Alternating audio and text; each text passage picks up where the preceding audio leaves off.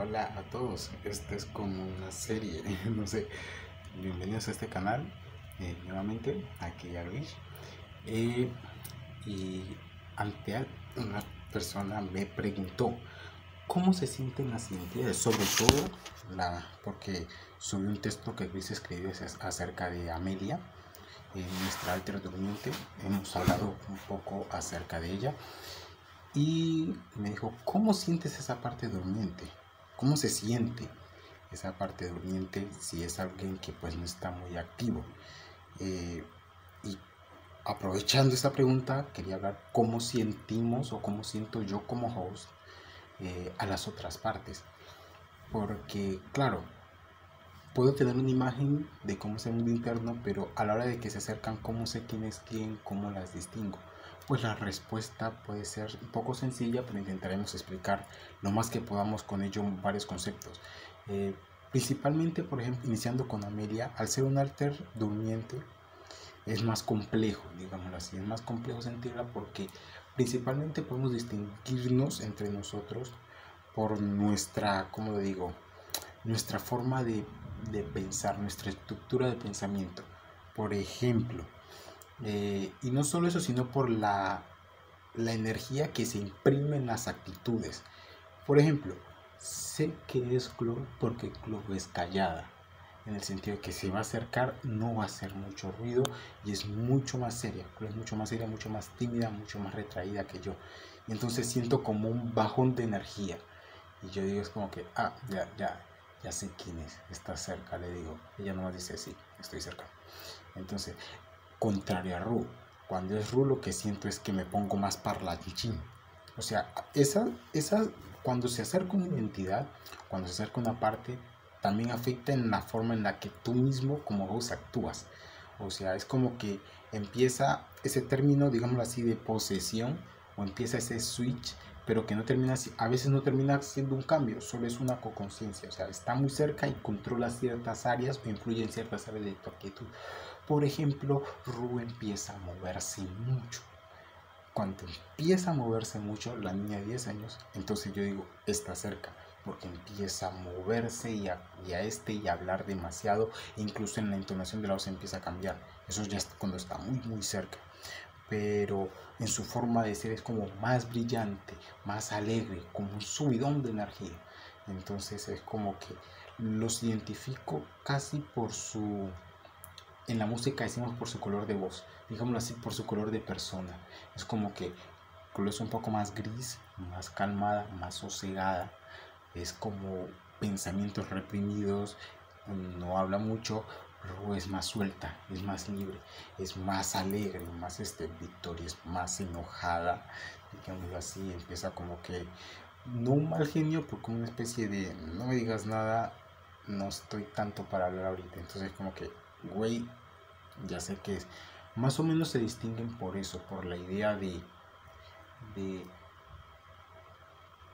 lo que la identidad siente, cómo lo expresa, cómo siente. Todos sienten alegría, pero no todos expresan la alegría de la misma forma.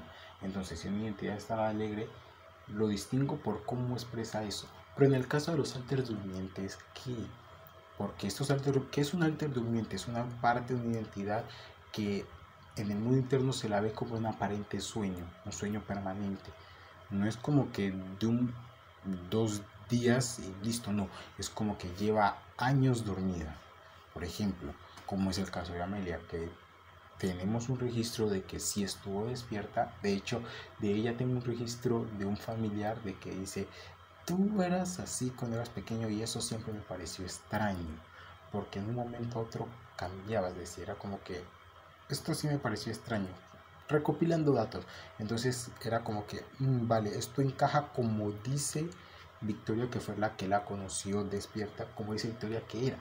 Entonces como que tenemos un registro desde 8 o 9 años, pero de ahí para adelante en sueño hasta la actualidad. Entonces creo que en una ocasión sí medio despertó y como que se movió, que fue un shock tremendo porque no sabía qué estaba pasando y qué es esto, pero luego como que volví y se calmó. Entonces ahí fue donde Gris escribió el diario de voces, Despierta primero entre nosotros, por, por ese suceso. Pero en el caso de ella lo siento más como una influencia pasiva muy leve, de que te tienes que concentrar y que lleguen momentos de crisis, porque hay que entender que la influencia pasiva es algo mucho más presente incluso que las voces y que las imágenes en el TID. Y es algo que incluso las personas que la tenemos ya es natural, o sea, ya es natural esa influencia pasiva. Es algo que a veces no lo notamos, como respirar. Es como siempre, como yo le decía a mi esposa, siempre hay alguien cerca. Siempre hay alguien que está por allí, que a veces yo no me doy cuenta, pero siempre hay algo de alguna parte cerca. O sea, es casi que siempre, al menos en mi caso, casi que siempre. Es muy extraño sentirme completamente solo. Cuando lo siento es como que, bueno, ¿y aquí dónde están? ¿Dónde se fueron todos?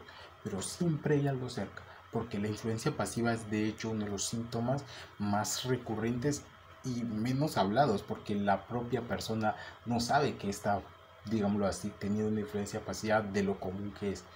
Pero en el caso de las partes de mente creo que casi su método es ese, una influencia pasiva, inspirar calma o inspirar miedo, inspirar alguna sensación en las identidades que lo rodean, como una especie de aura, digámoslo así, por ponernos místicos.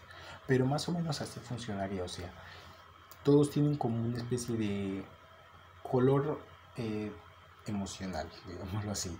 No sé cómo más explicarlo porque es complejo traer a palabras algo que es meramente interno. Es como decirte, explícame cómo respiras. Al principio te dice, ah, sí, y el aire, y luego se empieza a complicar porque dices, uy, sé respirar, pero no sé cómo explicar cómo respiro. Es como que un poquito complejo, pero más o menos así. Es como que una especie de, cada uno tiene su propia aura y a través de eso la distingo. De hecho, cuando hay una identidad con la que no trato mucho, me cuesta, porque como por ejemplo Valkia, que hablé en el video pasado, llegó en estos días y me costó identificar quién era, Valkyria, perdón, y me costó identificar quién era porque poco trato con esa parte. Entonces como que estaba como que quién eres, no sé quién eres, no sé quién eres, quién está allí, algo diferente hay, hasta que ya llegué como que de dar, y digo, ah, es esta parte, ya llegó. Entonces, pero con las partes que son más recurrentes, es como que aprendes a distinguirlo por la sensación que generan, por el ambiente que generan dentro del sistema y dentro del cuerpo. Entonces, eh, denle like, compartan, suscríbanse, lo que sea. Soy malo para estas partes, soy malo para promocionar mi propio canal. ¿Qué pedo?